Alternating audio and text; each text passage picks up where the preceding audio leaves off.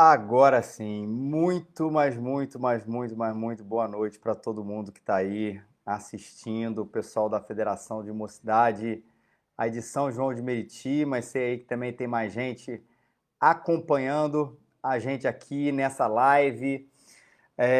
Tão bacana o que vocês estão fazendo aí de poder transmitir isso.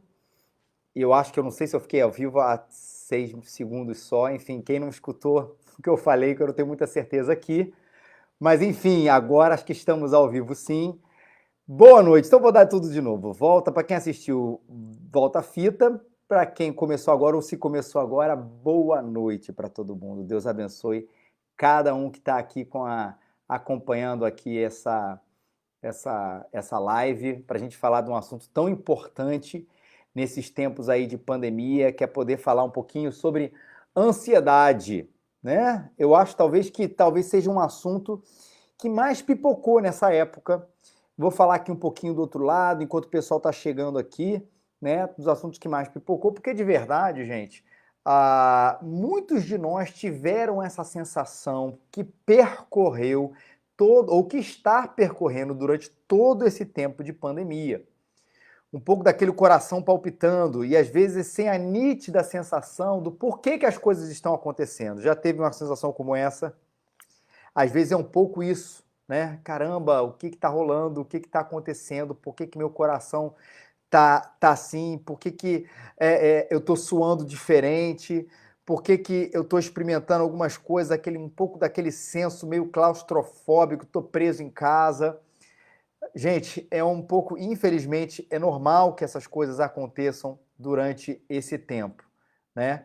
Mas a gente quer poder trabalhar aí com vocês um pouco nessa noite, um pouco nessa tarde e noite, um pouco dos sintomas e falar um pouquinho especialmente o que a Bíblia tem a dizer a esse respeito. Mas eu tenho certeza que volta e meia vocês já experimentaram isso ou vocês já tiveram notícia de quem já experimentou aí esse assunto, ok? Só ver aqui com o Alan. Alan, me responde aqui no WhatsApp se eu tô online, se tá tudo certinho, que eu tô meio no escuro aqui, tá, meu querido? Me dá, já tô vendo que você tá digitando, só para saber aí, enquanto a galera tá até chegando, se tá conseguindo. Beleza, tudo certo. Tudo certo aí, recebi aí do Alan. Coisas da tecnologia. Mas vamos lá, gente. Muitos da nossa sensação tem um pouco a ver com esse senso de confinamento. Ninguém, absolutamente ninguém, foi chamado para viver em prisão. E quando eu falo de prisão, existe um senso interior, mas existe também um senso exterior que prejudica um pouco a nossa sensação de liberdade, ou prejudica bastante. Você imagina que eu sei que a gente está aqui coberto de tecnologia, com acesso aí às nossas redes sociais, com acesso ao streaming, com acesso a filme, com acesso ao celular, tudo isso, mas aquela coisa de não poder sair de casa traz uma angústia para a gente. E aí isso vai pensando aqui nessa sensação ruim, como um edifício sendo construído, essa liberdade não plena externa vai construir para a gente essa sensação ruim. Aliado a isso, temos aqui o medo a respeito do futuro. Primeiro medo que eu quero dizer a respeito do futuro, o medo a relação à morte. Parar para pensar o quantos de nós, em algum momento, já não nos sentimos aqui ameaçados, seja com a nossa própria morte, ou seja com a morte, com a possibilidade da morte de algum parente. Caramba! Será que meu pai faz parte do grupo de risco? Será que isso um dia vai pegar nele e infelizmente vou ter que dizer adeus para o meu pai, para minha mãe, para o irmão, para um filho, às vezes, que está nesse grupo de risco, ou mesmo que não esteja num grupo de risco, mas que seja alguém que percorre aí os hospitais, ou alguém que teve que trabalhar nesse período todo, teve contato com muita gente, ou você.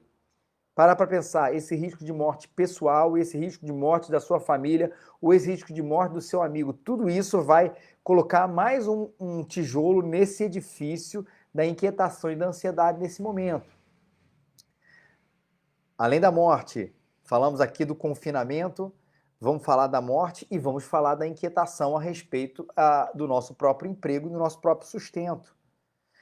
De forma alguma estou querendo aqui estabelecer uma relação de prioridade ou essa briga de vidas ou economia, mas dizer que isso compõe qualquer pessoa. Gente, amanhã, o meu emprego, quando eu voltar, ele vai estar garantido?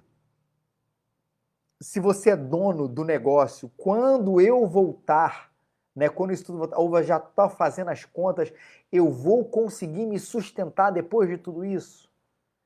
São inquietações a respeito da nossa própria vida, a respeito do nosso sustento, que tem a ver com o pão nosso de cada dia. Não estou falando aqui daquele sustento de magnata ou coisa assim, mas de ter a ver com aquilo que vai prover para a gente no dia seguinte. Tudo isso vai colocando um pouquinho mais desse tijolinho. Fora toda a questão aí do abraço, do contato físico, coisas que eu e você sentimos falta. Somos desejosos, Deus nos criou como gente relacional e é óbvio que essa relação virtual, ela é uma relação. Nós estamos aqui, eu estou falando com você. A gente talvez não se conheça, mas a gente está tendo uma relação aqui agora. Você já fez 500 reuniões aí de Zoom, pelo FaceTime ou pelo WhatsApp, seja o aplicativo Google Meet, Jitsi e tantos outros nomes que até pouco tempo eram desconhecidos e se tornaram conhecidos para nós, porque nós ansiamos por essa relação. Festas de aniversário virtual. Ontem eu descobri que já teve festa junina virtual. Gente dançando quadrilha e coisas parecidas aí, e cada um no seu ambiente de casa. Mas por quê? Porque a gente anseia por esse relacionamento. Mas nesse anseio por relacionamento, a gente também precisa do toque. A gente precisa do abraço. E quando isso não nos é suprido, gente, a gente sente que alguma coisa falta para o nosso coração. E aí a gente é tomado por esse senso de estranhamento, por esse senso de inquietude e por esse senso também de ansiedade, gente. E aí eu quero trabalhar com vocês, a galera tá chegando aí, né, na nossa live, mas eu quero trabalhar com vocês de fato o texto de Jesus. Porque ele é muito bacana, porque ele traz pra gente um remédio, ele traz pra gente um enfrentamento para esses momentos que você também já deve ter percebido. A gente fica inquieto, a gente sente ansioso, mas a gente não vive ansioso. Olha a diferença. A gente se sente um pouco estranho, mas a gente não vive estranho. A gente sente, às vezes, o coração palpitar um pouco mais forte diante do futuro, mas a gente não sente que a nossa vida está sem direção. E tudo isso tem a ver com o que Jesus vai falar nesse texto. Se você tem a sua Bíblia, o seu aplicativo, seja lá o que for, né? Mas desde que seja a Bíblia ou em papel ou em digital, isso que eu quero dizer, abre com a gente em Mateus capítulo 6, versículos 25 a 34. A Bíblia diz assim para a gente: por isso vos digo, não fiqueis ansiosos quanto à vossa vida, com o que comereis ou o que bebereis, nem com quanto ao vosso corpo, com o que vestireis. Não é a vossa vida mais do que o alimento, e o corpo mais do que o vestuário? Olhai para as aves dos céus, que não semeiam, não colhem, não ajuntam em celeiros, mas o vosso Pai Celestial as alimenta. Tem gente chegando aqui em casa, gente, relaxa. Acaso não tendes muito mais valor do que elas? Qual de vós, por mais ansioso que esteja, pode acrescentar sequer uma hora à duração da sua vida?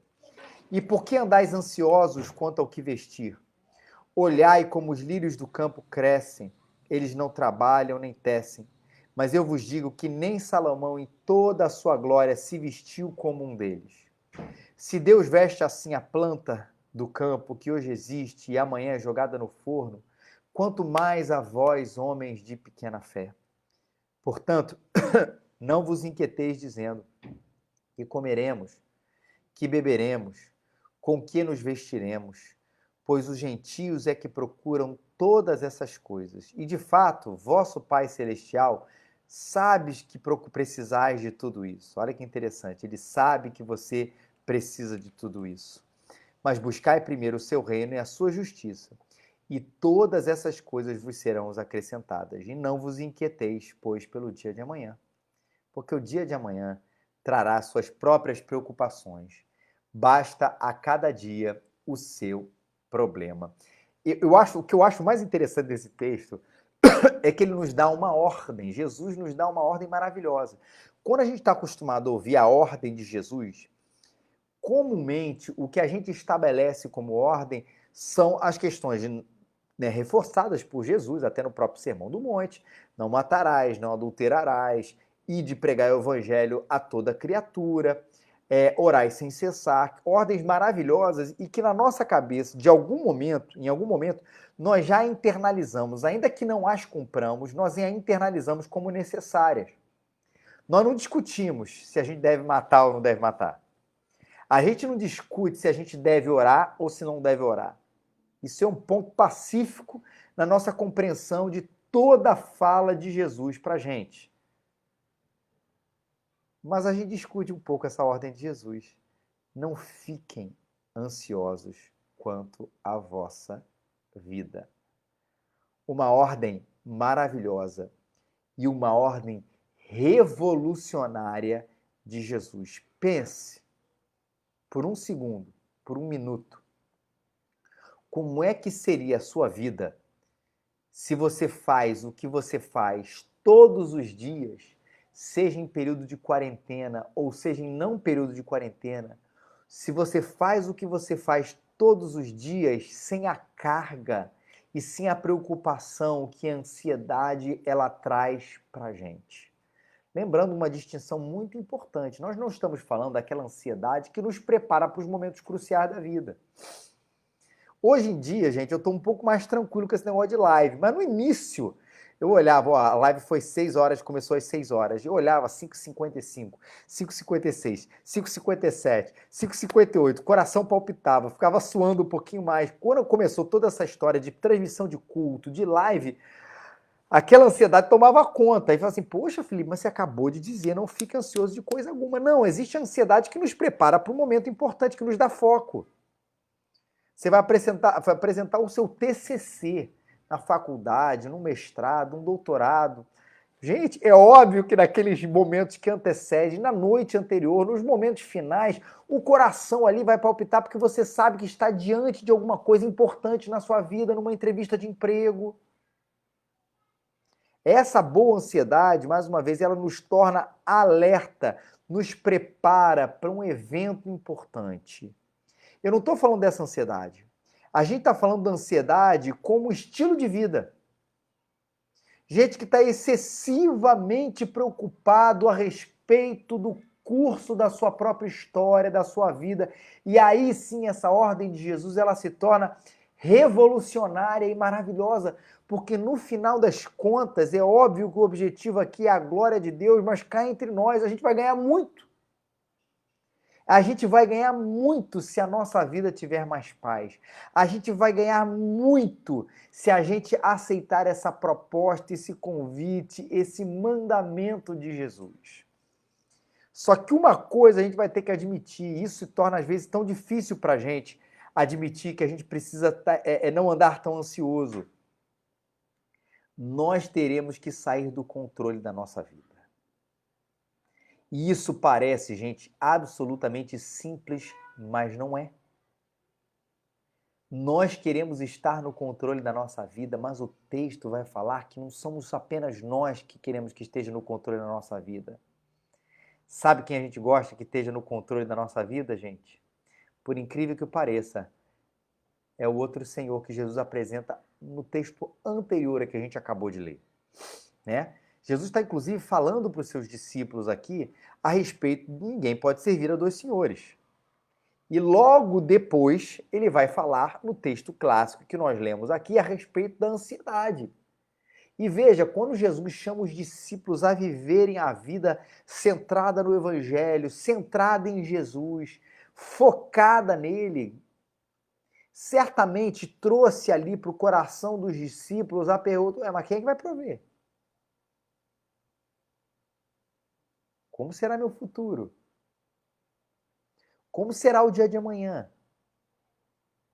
Como serão as coisas que vão acontecer? E a gente é planejado, a gente gosta de planejar, ainda mais hoje, no nosso tempo, no nosso século. Mas naquele tempo, por mais que não houvesse todas as ferramentas de planejamento, as pessoas não gostavam de ficar inseguras. E Jesus estabelece uma coisa, olha, na verdade, não é você que está achando que está no controle da sua vida. No fundo, você está entregando ela a Mamon, ao dinheiro. Você acha que, de alguma maneira, se oferecessem a você um saco de dinheiro, quantas vezes a gente não pensou? Cara, se me desse aqui 5 milhões, 20 milhões de reais, 10 milhões, até menos, eu não ia ter mais preocupação nenhuma na nossa vida. Não é verdade, gente. Não é verdade. A nossa vida iria flutuar como flutua o dólar hoje em dia, como flutua a bolsa, como flutua o preço dos imóveis, como flutua o valor de uma marca, como flutua a empregabilidade, como flutua os nossos planos que estão tão flutuantes diante de uma coisa que ninguém esperava, que era o coronavírus. Que nos provou que, na verdade, ainda que nós tivéssemos uma conta milionária, nós não estaríamos à frente da nossa vida. O controle da nossa vida é dele e não é das riquezas ou qualquer outro ídolo que nós possamos colocar, porque qualquer outro ídolo que nós possamos colocar, por mais que nós achemos e acreditemos que ele nos darão a sensação de segurança, uma hora eles vão cobrar a conta e a gente vai perceber que nós nos tornamos prisioneiros, porque só um ídolo pode nos trazer liberdade, que é Jesus Cristo. Tudo é variável, só Ele é eterno. E é para isso que Jesus chama a gente, para a contemplação da vida. Você que conhece muito bem esse texto, Jesus chama para a gente olhar duas coisas a respeito da criação. Primeiro, olha as aves dos céus. Elas não semeiam, elas não colhem, elas não ajuntam os celeiros. Elas não provêm nada, elas não trabalham, perdão, absolutamente nada. Contudo, a Bíblia diz que o vosso Pai Celeste as sustenta. Olha as aves, não trabalham e comem. Olha os lírios do campo, que também não trabalham, que não constroem as suas roupas, que não fiam, que não fazem absolutamente nada. E, todavia, eu vos afirmo que nem Salomão, em toda a sua glória, se vestiu como qualquer dele. Entrega para quem manda. Entrega para quem é o dono de tudo. Né? Tem um comentarista, teólogo chamado Donald Carson, que ele diz o seguinte: Deus tem tanta soberania sobre o universo que até mesmo a alimentação de um pássaro está no âmbito da sua preocupação. Olha a providência aqui de Deus sendo escancarada. E quando a gente entende a criação e a ordem da criação e nos vê como ápice dessa criação, como a coroa da criação de Deus, não que a gente deva desprezar toda a natureza de forma nenhuma, mas somos jardineiros dela. Se Deus, que nos criou com um valor maior do que essas coisas, né?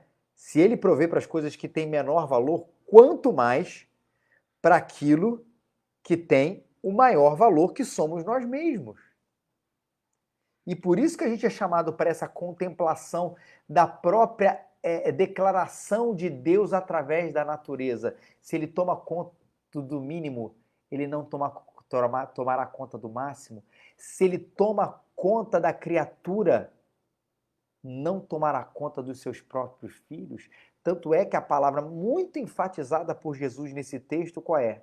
O vosso Pai Celestial.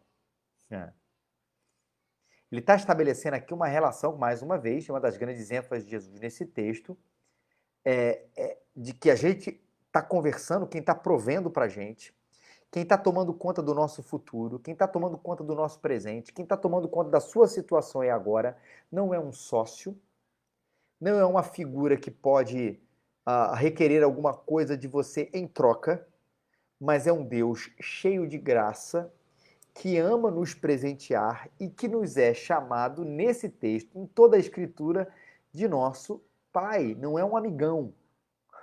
Ele é o nosso Pai. A gente não pode abandonar essa característica de Deus e trocar por qualquer outra criatura, qualquer outra caricatura. Quer ver quando volta e meia a gente faz isso? A gente, na verdade, chama Deus de Pai. Mas, no fundo, a gente estabelece uma relação de troca com Ele. Senhor, o Senhor é obrigado a prover para mim porque eu tenho sido fiel ao Senhor. Que a gente chama muito isso de legalismo. Nós requeremos as coisas de Deus a partir de uma relação de troca. Nós requeremos as coisas de Deus a partir de uma relação quase que comercial com Ele. Ó, o Senhor me proveu isso e eu vou prover aquilo, então, portanto, me proveja mais. E não é assim. E o contrário também. olha, como eu não sou merecedor de nada, o Senhor não vai me dar absolutamente nada. Ambos, e a gente estabelece uma relação, mais uma vez, desculpa repetir isso, de troca com Deus, quando na verdade Deus quer estabelecer para a gente uma relação de graça. Não é uma graça barata, é uma graça que provoca e que tem como resposta a obediência, mas é uma graça que nos presenteia porque Ele é Pai. Meus filhos acabaram de chegar aqui, não sei se quantos ouviram aí no barulho, há uns 10 minutos ou 5 minutos eles chegaram aqui, ouviram o momento que eles chegam em casa, tem sempre um barulho ambiente aqui para esse momento. Bom, a gente não estabelece uma relação assim. Eles acabaram de passear, fizeram uma coisinha aqui, e aí volta e meia, papai, compra um mate para mim, compra um Guaravita. A relação não é que assim, o que você vai me dar em troca? A relação é de um pai para um filho. Se de vez em quando a gente não dá as coisas para ele, é para, como a própria Bíblia nos diz, é para os corrigir. É para entender que o comportamento deles tem consequências, a gente faz isso, enfim, como pai, das diversas maneiras, mas nunca para entender que existe uma relação de troca aqui, porque eu não sou sócio, eu sou pai. Deus tem essa relação com a gente. E o que o texto também fala para a gente, que é outra realidade muito presente aqui, que ajuda a gente demais a lidar com isso, é a realidade que nós somos filhos, é a realidade que ele provê para a criatura, quanto mais para os nossos filhos, estabelecer essa relação verdadeira de que ele é pai, de que ele não é sócio, de que não é uma relação comercial com Deus, não é uma relação de troca. Mas a outra coisa importante nesse texto, e está implícita aqui, é que o cuidado de Deus real, ele é muitas vezes para a gente invisível. Gosto do texto de 1 Timóteo 1,17, que a gente canta até numa música. Assim é o Rei eterno, imortal, invisível, Deus único, honra e glória pelos séculos dos séculos. Amém. A gente canta ao Deus eterno, ao Rei eterno, imortal, invisível, mas real. É baseado em 1 Timóteo 1,17. Um Deus que é invisível e ao mesmo tempo real. A gente não marca um gabinete com Deus e ouve a sua voz audivelmente. A gente, quando fala assim, Senhor, eu quero perceber o seu cuidado, a sua manifestação do seu cuidado comigo. Isso não quer dizer, ainda que eu não duvide que isso possa acontecer, gente, não estou aqui duvidando, de que vai cair, se você precisa de um pacote de feijão hoje para cozinhar na sua casa, que vai literalmente cair um pacote de feijão aqui agora no seu colo. Não duvido que isso possa acontecer, Deus pode fazer todas as coisas e um pouco mais. Mas, gente, o modo mais ordinário, mais comum de Deus fazer todas essas coisas é manifestar o seu cuidado invisível, mas real, através de situações, às vezes, tão concretas. Talvez, gente, eu já contei isso numa outra live, e eu quero contar para vocês aqui, mais uma vez, nós é que acabamos sendo usados por isso, mas não tem nada a ver com a gente, tem a ver muito com uma moça chamada Carla. Carla é uma moça que trabalha aqui na nossa rua, e ela tem um produto de venda, ela tem uma barraquinha de venda de produtos mineiros, linguiça, queijo e coisas assim, né? E volta e meia a gente compra com ela e tudo comprava. Obviamente, quando começou há 3 meses atrás, todo esse tempo de pandemia, ela sumiu da rua.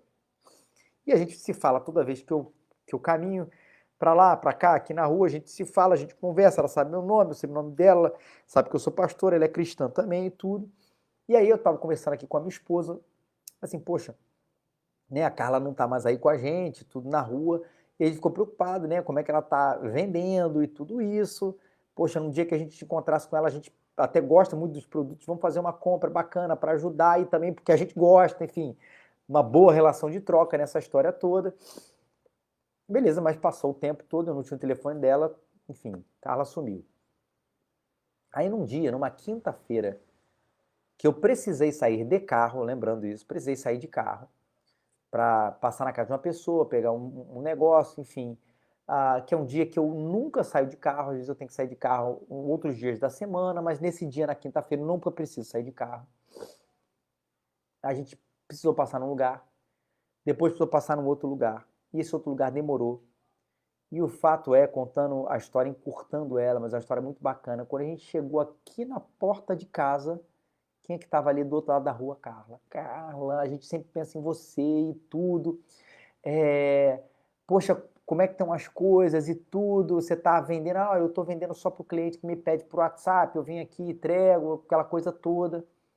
Aí eu falei assim, Carla, bacana, a gente queria aí também comprar uns produtos. E Rafaela, minha esposa, pensa, minha esposa falando, Rafa, minha esposa, perguntou, como é que você tá? Ela, tá tudo bem. E aí a gente conversou um negócio, aí a Rafa perguntou, mas você tá tendo a comida, você tá tendo coisa na sua casa, você precisa de alguma cesta básica? Ela falou assim, olha, foi emocionante esse dia, ela falou assim, olha, eu vim aqui e tomei acabou o meu último pó de café, e eu tenho aqui em casa isso aqui de arroz. Depois ela mandou a foto. É como se fosse literalmente isso aqui de arroz. E era a refeição que ela ia fazer. E obviamente a gente ficou muito tocado com isso.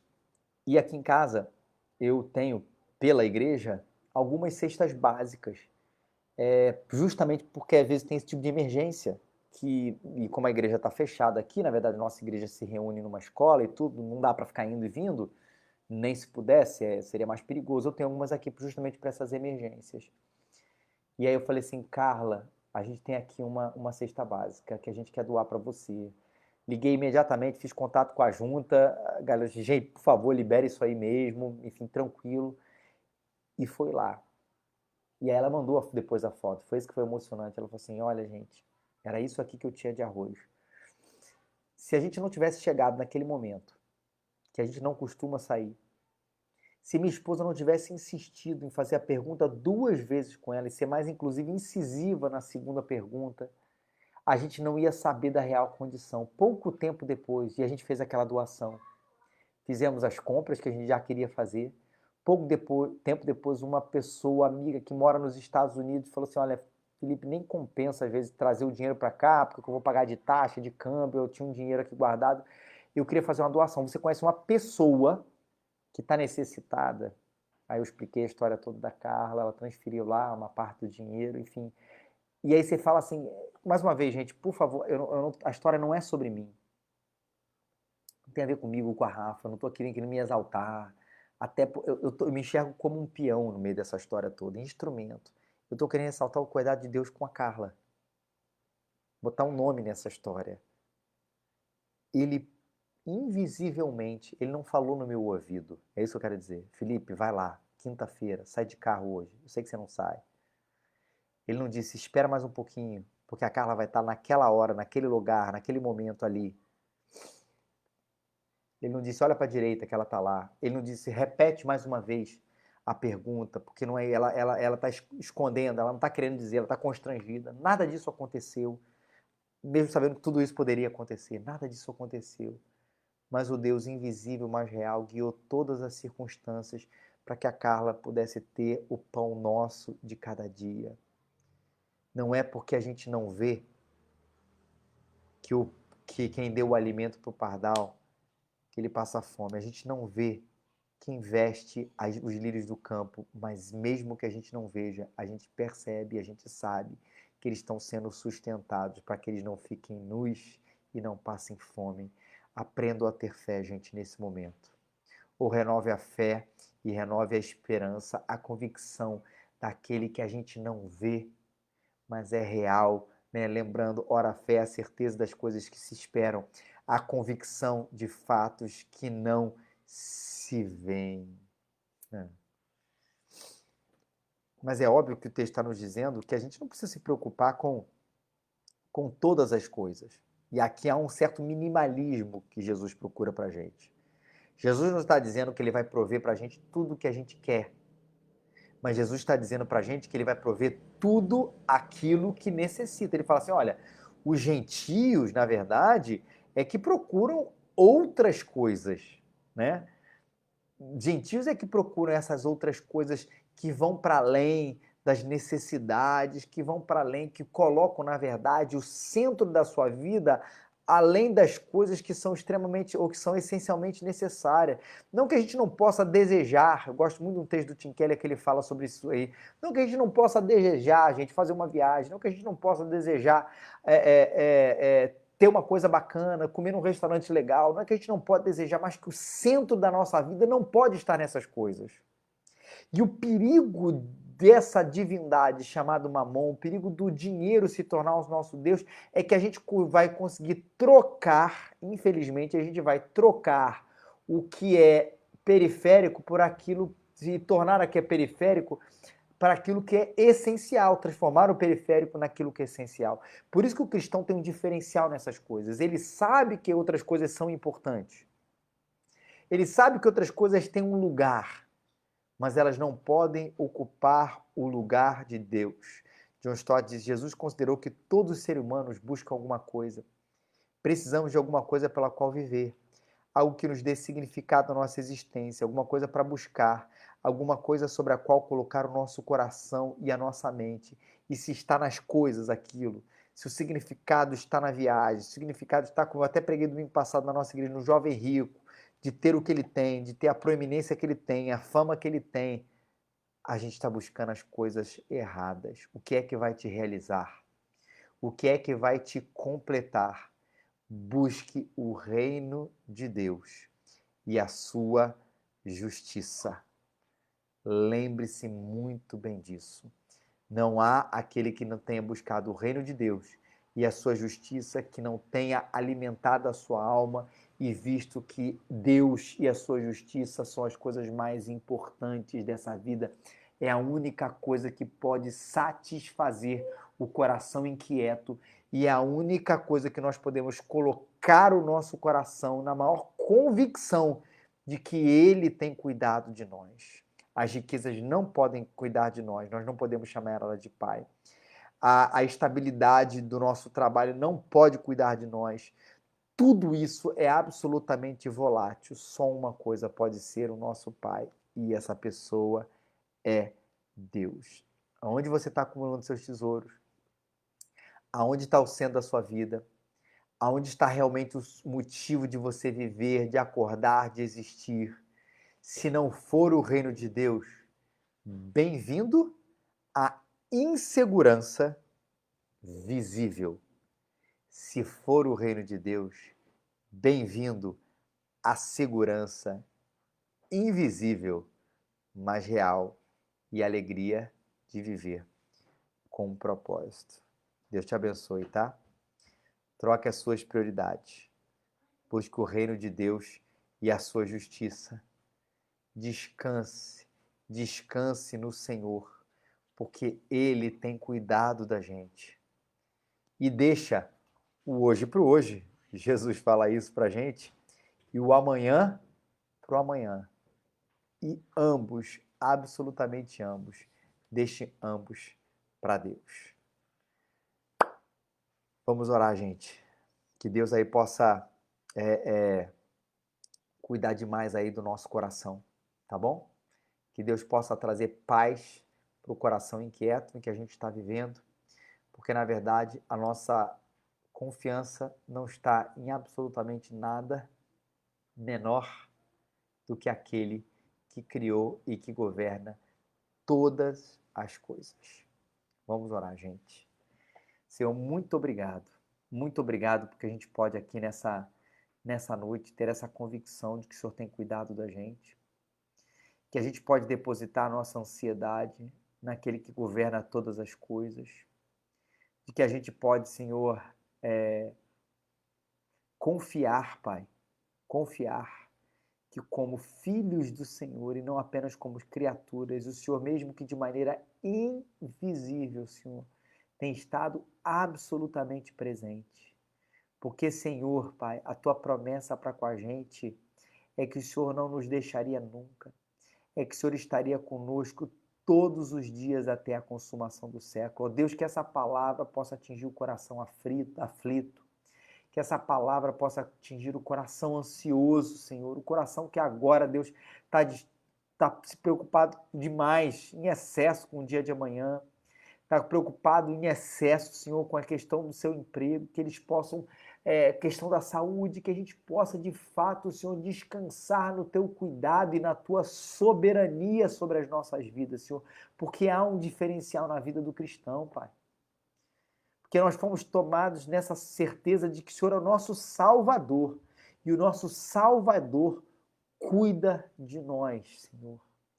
Ó Deus, nos permite, Senhor, ler a natureza, Senhor, e ver ali, Senhor, um reflexo da Tua glória, um reflexo do Teu cuidado, e enxergar em nós, ó Deus, alvos de um cuidado ainda maior, Pai. Que a gente busque as coisas do Senhor, Pai. Que absolutamente nada nem ninguém possa se tornar o nosso ídolo, Pai. E traz a paz e o coração que excede a todo entendimento, o descanso necessário, Deus, para esse momento que nós estamos vivendo. Tudo isso para a glória e para o louvor do Teu nome. É assim a nossa oração em nome de Jesus. Amém e amém. Gente, mais uma vez, agradecer aí o convite aí do Alan, agradecer o convite da Federação de Mocidades aí do Presbitério de São João de Meriti, todo mundo aí que acompanhou aí com a gente essa live, galera que tá aí acompanhando, compartilhando aí nos grupos. Deus abençoe muito. Prazer poder falar aí nessa tarde de noite aí de sábado para vocês. Que Jesus continue sendo o centro da sua vida e trazendo muita paz aí ao seu coração, tá bom? Até a próxima. Valeu, galera. Deus abençoe todo mundo.